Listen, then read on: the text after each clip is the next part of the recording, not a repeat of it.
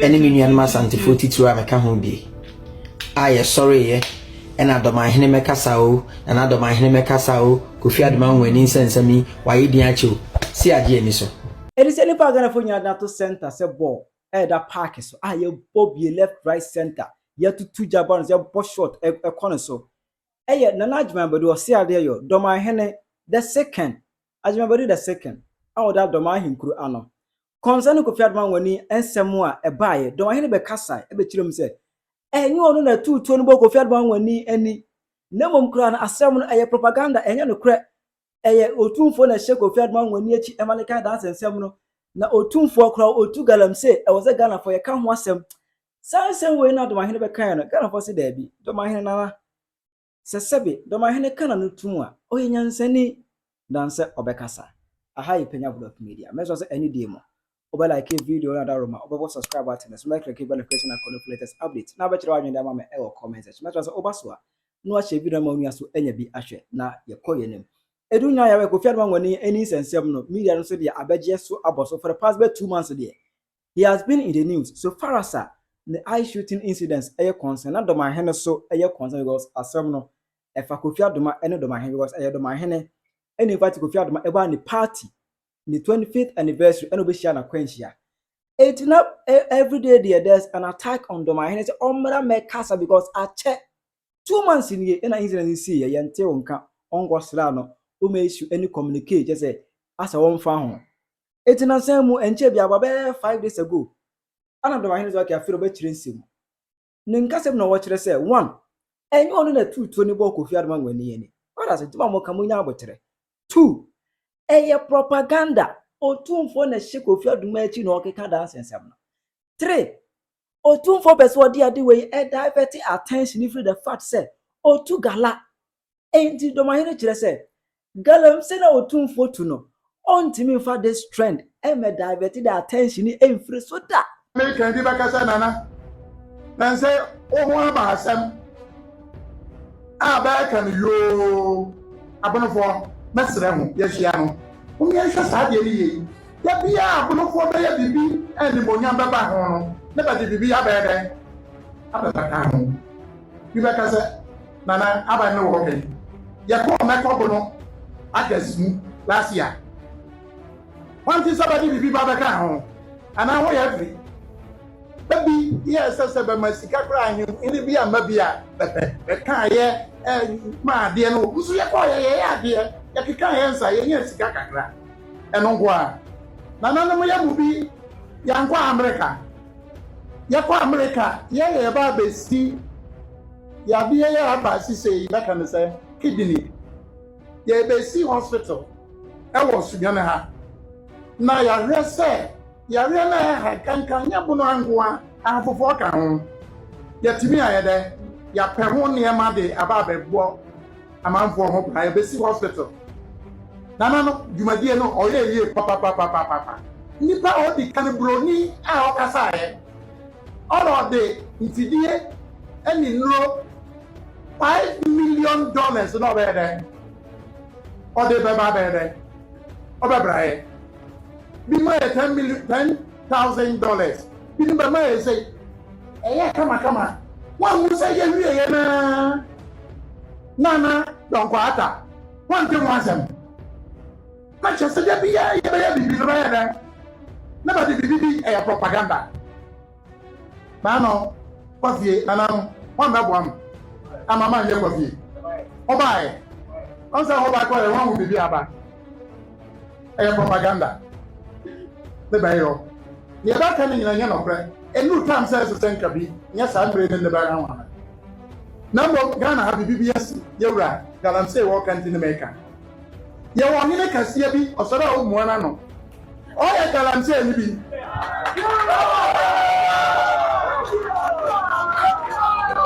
o ye galam say ni bi na men sa ba chiniti ya na manfo no wan Ghana ha ni di ne ba de ba nkofo betie ne ba yo na ba kan fo no adwuma bi otoso ni na ma ni mo nya na ho de ama mo na ma kirem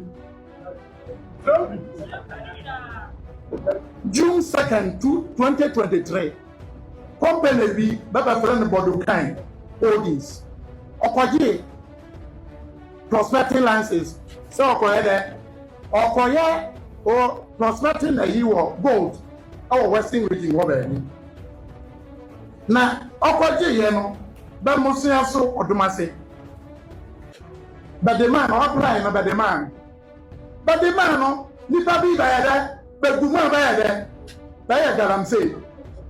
sa nipa na ba the man me te so me anamadu anta so me nu ba de amam onka ho hwe ba ya garam say na ama joy fm the very big 4 first state ba chi ni patro a concession ye na dia concession no me ba bodi ni no boduka no nipa ya ba dia eye mama dua bonsu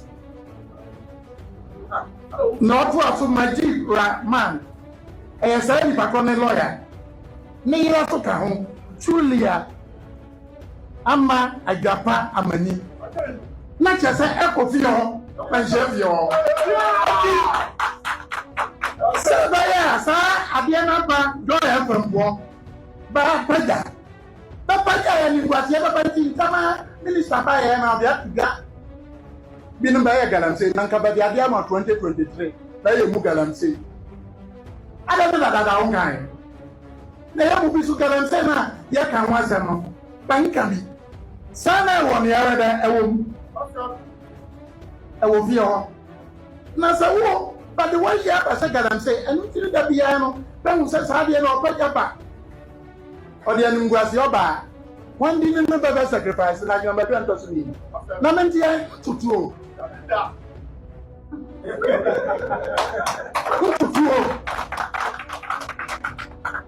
namo ya ba kan kakra bi saban kwa kan ya bonofo hayam dia nkasa se womenka namo wono ti bibi so wona wa manfo ini muwa ba kiusu so wa galamse because but they have now na se bi o ya galamse no wompa wantu wana mo ne ba ade no eyewo no wo ya adanti ne SSA ho se binom propaganda ajombadu atutuo anka bia dani ma aguanse da sa se we maka se ba kampi Ghana ha no da no Ghana for be gu se ba ye great disservice to me ni ni menka me menka na meka kura nyame na meka ebia bi ni beka ma na mo yewra waba ni ya kan se galamse ma wo tu susa no ko musa ajombadu anto so bienu mekura mi tubi asoko sa se be na Dormaahene be kan no Ghana fo ni bi atena sidin analyzing the statement in the kwadwinvini mu Edison ya wuhu so ni wuhu abo so ede chese omu amaile de akokon akomaile abeyam ne semole aka ne sebanku ede akwadwin so de bi asma se Dormaahene kan de ya twene hu a yenya aba bi afiri mu edomu kire mu a Dormaahene in fact sebe se onkasa ya oyenyansafo ene nnuan ma santifo titiro ameka ho bi aye sorry ye ena Dormaahene mekasa o na Dormaahene mekasa o Kofi Adomah nwani nsensami waye din ache o si age ani so se de Penyah nsaka papa yi wa mekasa kwanke ye mu bi ni enim se papa we the only time he makes a lot of sense is when he's silent Dormaahene no da obey nyansasam when he's silent so onkasa ya oyenyansani pa the moment obebie na no so okasa se kim nensi mo kanyina mfa kwam oba wiase wo hu Dormaahene ye otisi se waka asama etaso mudai kan nsemi ne nkrakra de guhuhu amam huhu so a wonse chafu nko a se openya wote akonya so frɛ wo ho wahene wo twa wakan drama se Kofi afahye wato nsa frɛ obi a nipa na wato nsa frɛ no o ma Dormaahene ne frɛ no bae Kofi Adomah nwani se bi mpɛduasa na wo mbutu ne yire so o ye chakadom anase no nte hall a wodidi eni tu freedom abɛbɔ no oba wo wakan drama na wo twa na se eni tu abɛbɔ no waba be hia nkwanhia and basically for months umbie wa non kasai brabontin beka nyansasam nyenke bi ma wase otumfo na wabɔ nkrofo pa na ye propaganda Dormaahene are you for real anka at least what there for once Dormaahene ye bibi ne prove ye mu be wrong say oh for the first time papa ya ade fa kwen wo ye ohene obi aba bi twa program amaw nipa na bi hia nkwanhia wachi wani se honhombɔne bi a wo twa momok pa crusade ase Brabonte be kan sem ne nka bi ma won so a what a Bono House of Chiefs anim at regional minister nanim o ka se otumfo na eye propaganda. Jesus Christ. And you still find people clapping for this. Menya mwa o ze papa na oteso no. Sa Dormaahene no. Rumors even has it that ne maame asa bi producer oye na sinemu ba wo no. Ne maame ikwanti ikuno because the mother wasn't in agreement with his instrument. O maame akonya na odi no maame mfo aso o maame ne felt say enye ono ne de hyekan ese de ne tena akonya no so. Na eno e de toto beto one ne maame ntemti. Ono maame na omo ntemongo endi na enu ani nansa. Dako o maame hye dwaye na titain murdered in cold blood. Mumisa say papa na osore osa na homra ne so wa judge eno nimra bla bla bla. Edia na mo no tufa homa ye hu those behind the killing of Onoane maame. Ti obi Onoane maame wu ye kra no ono wantu ho na mo bi ehia no wo wani na boy fa no be Kofi Adomah. It's like waiting for a flight at the train station. If you're seeking empathy from this manner, Kofi Adomah wani pacho didi na nkwan bejo. Because Onoane maame kra wu ye na mfa no ho na wo. Onu funda ho kra wansu na na ase asori. Dormaahene we ye huye mo jampa ne timu da. Ono akonya wodi nyina wo de patapa na je boso. Eno ntini ya to ne din patapa akobra. Ono ade efe na badaye ene atenka na ebini ne mogem.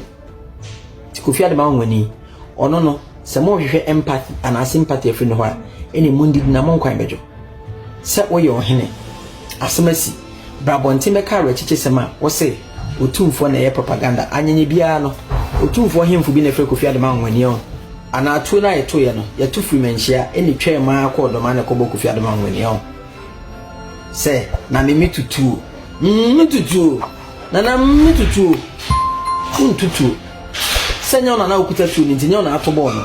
ba obi wa no ka so tumfo tu galamse no wako nso tumfo o excavator so a o pretty down ana wako nso tumfo okuta sofi ejina galamse a menema anwaye no ha o tu galamse ho papa we mese na adwene da ne tiro no monkonko hwehwem enhoma ne bi ho aka wo de wo obi aba wakan drama ya tutu abo no se nya wo na otutu entituo na abo na mfa ho ba same person not wo se otumfo tu galamse wo ho na anika se menhia etu galamse otumfo tu galamse na wa asem na akan no wanum anya onyo na asante ne gold de asante yes na animals with gold ye ka gold and one asante ye ka asante and one gold and into the flag na yellow black green no the rich black man that lives in the forest someone tiasia elinti gold ye hine no wu a ana ye himfu wa ye disika futu ene fa won ho si om ye the gold si om ti wo beto wo disika ba beto pe na wo Dormaahene no Dormaahene enclave woni na gold amosimo nyanyina no put together chema wontumi nko as an individual the gold one does sema mo dia mo Ghana gold is so kwama no ne kotondo sopo no ehifa ne free asantemem and who is the custodian of Ashanti lands otumfo tunzo wa asema wo kan no nyanse bi ani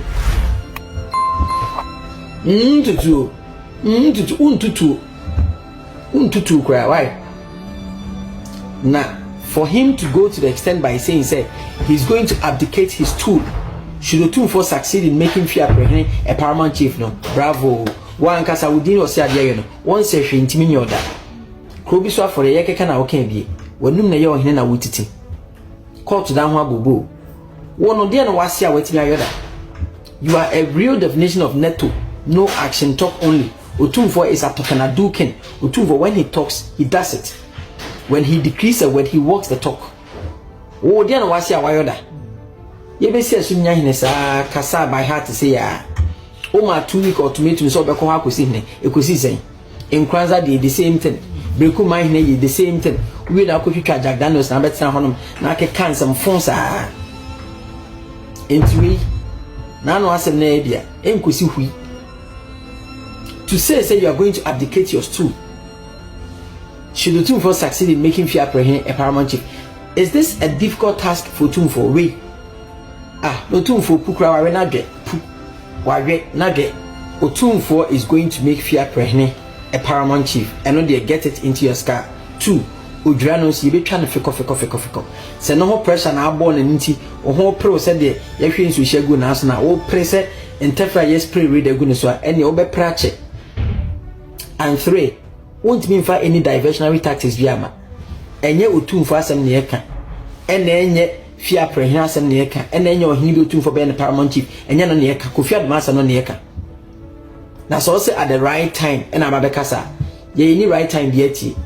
o meka asem bi a to asomu da nti ye ni right time bi atwen bi de wa be kana ye be fa ne saa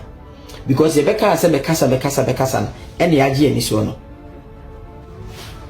na mo se bi bonofo ni binom ene domafo ni binom a mo de muslim nsuo nyansa na de papa na ye no ote doma okasa onkasa Dormaahene o onkasa domafo no de afra bonofo nyina no de afra bonofo ni nyina na sebi mpediasa bono house of chiefs no sa asante himfo na mo so oath of allegiance to mention na ya mo tena ho ma papa wetimi keka sa mfrani masem chire mu no mo so what is wrong with you dananom ebia I am too young to understand some of these things